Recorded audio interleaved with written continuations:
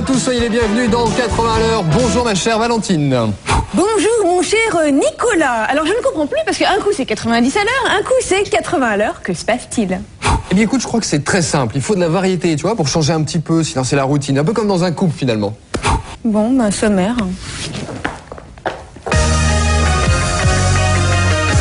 Aujourd'hui, direction les années 80 avec le Père Noël est une ordure, confessé par Gérard Jugnot. On s'amusera avec l'actualité de 83 dans l'Actu Quiz. On reviendra sur la joyeuse bande des Fraggle Rock pour s'envoler dans le village dans les nuages. Côté musique, on se replongera dans l'année 86 de Daniel Balavoine. Pour finir avec Ricky ou la belle vie, allez à toi Ricky, top départ. 1, 2, 3. Voilà, donc aujourd'hui on se balade dans les années 80 et nous on se regarde un reportage sur les Fraggle Rock et puis on s'envoie la semaine prochaine. Je vous dois combien sinon?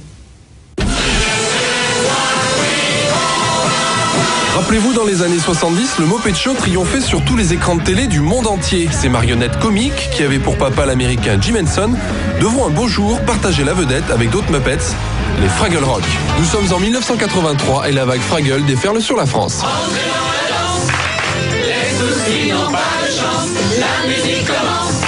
Ces créatures pacifiques aiment la fête et racontent leurs aventures en chansons qui, bien souvent, allez, faut le dire, sont pénibles. Je suis ta chanson. Dans ces épisodes, on pouvait retrouver Matt le voyageur, On est merveilleux aujourd'hui. Gobo son neveu, Personne ne sait où on va. l'intrépide Maggie qui voit souvent rouge, Béa la poète, Gargouille? Qu'est-ce qui rime avec gargouille? Boober le peureux Et que toi, et Wembley sa chemise hawaïenne. Oui.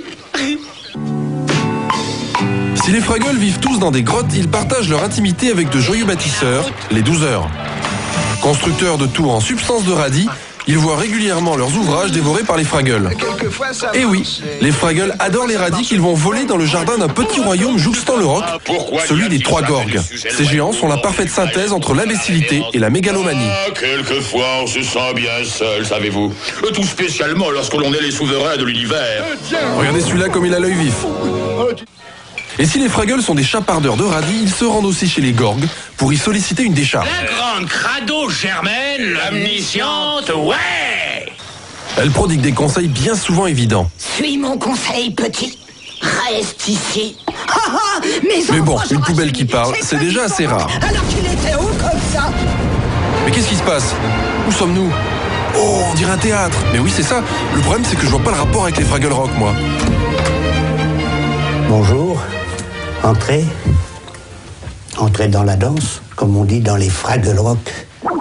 Allez, à table. Ça y est, j'y suis. Rappelez-vous, voici Michel Robin, le seul humain de la série Fraggle Rock. Sociétaire de la comédie française, il joue aujourd'hui dans Le Dindon de Fédo. Mais bon de là, que faisait-il dans cette série américaine? Jim Henson a tourné ça, je crois, au Canada. Et il a exigé que pour toutes les versions étrangères, c'est-à-dire, je crois qu'il y en a eu, mais 30, je ne sais pas combien, qu'on retourne et qu'on réécrive, parce que c'est réécrire toutes les séquences avec le seul personnage humain de l'histoire. 1, 2, 3. Moi, j'étais un cuisinier de la nouvelle cuisine, et que, par exemple, les Anglais, je sais que c'était un gardien de phare. Et puis, pour les Allemands, c'était autre chose, les Italiens, les je ne sais pas quoi. Ce comédien interprétant un cuisinier spécialiste des frites Melba avait pour seul compagnon Croquette, un chien collectionneur de timbres, seul conscient de l'existence des Fraggles. Le marionnettiste principal, celui qui remuait la tête et les oreilles, et celui qui faisait wawa et qui il jouait sur son visage, quand on voyait son visage en dessous, comme ça, il jouait tout absolument. Bon, quand le chien était désespéré, il était sa tête à lui était complètement désespérée. Et ce que vous ne saviez pas, c'est que les marionnettistes travaillaient en dessous de ce décor de cuisine. On ne sait jamais, hein. Tu pourrais t'allumer alors. Ils étaient debout, en dessous, ils pouvaient être debout, et il y avait la place à la limite du chien, où c'était peut-être à 2 mètres. Si en France, les Fraggles se sont tués en 1986, Jim Henson et ses marionnettistes développaient depuis longtemps des projets pour le cinéma. C'est ainsi que Dark Crystal voit le jour en 1982, tout comme Labyrinthe en 1986. Plus proche de nous, La Bête du Pacte des Loups sort tout droit des studios d'animation Henson, et croyez-moi, 16 ans après son arrêt, l'effet Fraggle est loin d'être retombé. J'habite à côté du Parc des Princes, et quand il y a des matchs de foot, il y a tous les CRS qui sont dans les cars, qui sont là. Et tous me reconnaissent parce qu'ils ont à peu près l'âge. Oh, les Fraggles, alors ils sont dans leur car avec tout machin, et moi je suis en train de... Je leur dis bonjour, bon, bien sûr. Juste après la pub, on ira s'envoler dans le village dans les nuages. Côté musique, on se replongera dans l'année 86 de Daniel Balavoine pour finir avec Ricky ou La Belle Vie. Bon allez, on reste vautré sur son canapé et on revient tout de suite. Ciao. Nous, on va se regarder un reportage de Catherine Benmahor sur le village dans les nuages pour essayer d'élucider ce mystère. Bon, je vous dois combien?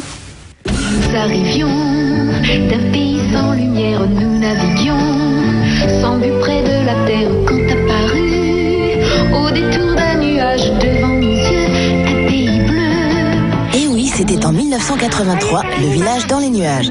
Souvenez-vous, c'était l'histoire des Abars, de gentils extraterrestres, qui vivaient sur un nuage et qui faisaient la pluie et le beau temps grâce à l'aide de Ding Ding, leur gentil ordinateur. Bonne nouvelle, nous, on a retrouvé Christophe Izard, le papa des Abars, et on est allé le voir rien que pour vous, petit Vénard. Alors, il est là. Moi, j'ai toujours été partisan pour les petits de leur donner une télévision qui les conforte, qui les rassure. Parce que je crois que, bon, il y a un jour où il faut montrer la vérité aux enfants, mais plus quand ils sont petits, on leur donne confiance en eux, on les rassure sur le monde qui les entoure, plus après, ils sont armés pour se défendre dans la vie. Bon, alors, qui veut faire une partie avec Miss Boynton? Eh, dites, vous trouvez pas qu'il y a une petite ressemblance entre Patanoc et Casimir? Oui. Bon allez, je vous le dis. Christophe Izard, le papa des Abars, était aussi le papa du dinosaure et de ses potes de l'île aux enfants. Mais alors, pourquoi avoir troqué Casimir contre Patanoc, monsieur Izard? Moi, je n'y suis pour rien. Après 8 ans de diffusion à l'antenne, bon, l'émission, pour moi, s'usait un petit peu. Je trouve qu'on tournait un peu en rond. Donc, on voulait des émissions plus dynamiques, plus rythmées. Ouais, ben enfin, si j'étais vous, je rigolerais pas trop, hein. Parce que malgré tous les points communs entre les deux émissions, personnages joufflus et sympatoches, décors peace and love et petites séquences intercalaires rigolotes. Tiens, regardez par exemple celle-là.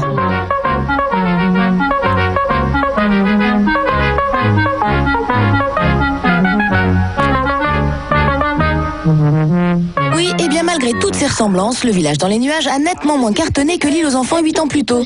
Même la chanson du générique a fait un petit bide, écoutez donc. C'est pour te faire rire, si nos histoires t'amusent, tu peux... Eh ouais, c'est sûr que c'était moins accrocheur que ça.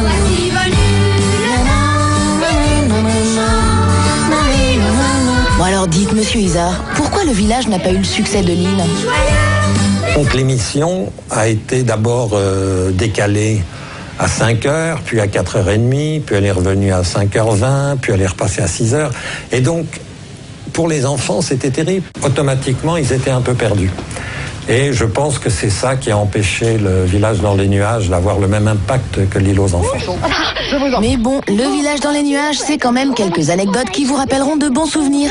Comme par exemple les parties endiablées de fluo-raquettes. De Gladys, d'accord. Allez, attention. Tiens, vous saviez pourquoi les Abars jouent au tennis sans baballe, vous? Là, je dirais que c'est un peu une astuce. Mais quand vous avez des grosses marionnettes qui ont juste la possibilité de voir un tout petit peu à travers la bouche et que vous voulez parler de tennis, bon, le plus simple, c'était d'inventer des balles invisibles parce que comme ça, ils pouvaient faire les mouvements, mais ils ne risquaient pas de rater la balle à chaque fois. Tant pis pour elle. Et est-ce que vous saviez qui se cachait derrière la marionnette d'Oscar? Oscar, c'est lui, là. Eh bien, c'était Yves Brunier, l'homme qui endossait déjà la grosse combinaison orange de Casimir. Eh oui. Eh bien, Nouka, tu as perdu quelque chose? Et le haricot magique, alors, vous vous en souvenez? C'était un haricot géant. C'est-à-dire que quand les Abars voulaient descendre sur Terre ou voulaient faire monter quelqu'un, ils ont l'ordinateur du village, qui s'appelait Ding Ding, envoyait une graine de haricot géant qui poussait instantanément et qui arrivait jusqu'au nuage. Et ça servait d'escalier. Et ce haricot a même permis à quelques comédiens en herbe de faire leurs premières armes. Tenez par exemple. C'est la plus belle que je n'ai jamais vue. Vous nous avez sauvé la vie. Nous allions mourir de soif. Et oui, c'est bien Smaïl. Mais bon, malgré tous ces bons souvenirs, les aventures de la famille Zabar n'auront duré que 3 ans, puisque l'émission s'arrêtera définitivement en 1985. Mais quelle fleur! Il s'est révélé que c'était beaucoup moins cher d'acheter des dessins animés aux Japonais que de fabriquer une émission 100% française avec des comédiens, des dessins animés, des décors, etc. Et oui, facilité et rentabilité sont aujourd'hui devenues priorité pour les chaînes de télé. Le village dans les nuages restera malgré tout gravé à jamais dans nos mémoires. Et pour ça, moi je dis merci Monsieur Isard de nous avoir fait rêver pendant nos 12 années. Allez, au revoir. Allez, on continue d'explorer les années 80. Écoute, regarde ce sujet d'Ingrid Angelou. Tu vas voir que Ricky ou la Belleville, lui, il savait vivre. S'il y a bien un héros dans les années 80 que nous envions tous, c'est sans aucun doute Ricky de la série Ricky ou la belle vie, apparue sur le petit écran en France en 1986. Non seulement Ricky avait bel et bien une belle vie, mais surtout il avait une maison idéale qui a fait rêver tous les enfants du monde. Pour ceux qui n'auraient pas grandi avec Ricky, l'histoire est simple. Ricky vit avec son père Edouard et sa belle-mère Kate. Ce n'est pas ça qui t'empêchera de perdre. Edouard est un multimillionnaire qui a gardé son âme d'enfant et qui essaye de prendre son rôle de père au sérieux. Oh, ok, je ferai n'importe quoi pour Ricky. Oui, à part d'aller camper. Entre nous, je crois que c'est l'endroit parfait pour camper. Entouré de son meilleur ami Alfonso et de Kate, sa confidente, durant 5 saisons, Ricky va grandir, traverser l'adolescence, connaître ses premiers flirts et ses premières déceptions. Ça va comme un type qui s'est fait jeter. Aujourd'hui, Rick Schroeder est un homme engagé qui lutte contre la violence et pour la réhabilitation des prisonniers. Il apporte son témoignage lors d'une convention républicaine. It's a faith-based prison rehabilitation program, and he is here to share their story of success. Pour toute une génération, Rick Schroeder restera longtemps l'enfant gâté de Ricky ou la belle vie. Pourtant, bien avant ses débuts dans la série, il a prouvé qu'il était un brillant comédien. Il n'a pas encore 9 ans quand il joue dans The Camp, aux côtés de Faye Dunaway, rôle pour lequel il reçoit le Golden Globe du meilleur acteur. On le retrouve par la suite à l'affiche dans d'autres séries B. 3. En 1982, il commence la série Silver Spoon, titre original de Ricky ou la belle vie, et en l'espace de 4 ans, Ricky devient une star. Mais Ricky souffre de son image de blondinet premier de la classe, et son agent lui conseille alors d'écourter son prénom. En prenant le surnom de Rick, l'acteur obtient enfin des rôles d'adulte et tourne dans des séries B à la télévision mais aussi au cinéma. On a pu également l'apercevoir plus récemment dans USS Alabama. Malgré tout, le public continue de le considérer comme le petit Ricky. New York Police District Blue casse définitivement son image en 1998. Dans la série, il y tient le rôle de Danny, jeune détective et partenaire d'Andy. Grâce à sa prestation, sa cote de popularité remonte en flèche.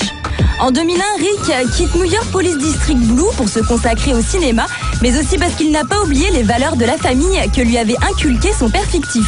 Aujourd'hui, à l'âge de 33 ans, Rick est marié et père de 4 enfants et vit heureux avec sa famille dans un ranch dans le Colorado. Quant aux autres personnages de la série Silver Spoon, leur avenir n'a pas été aussi doré que celui de Rick.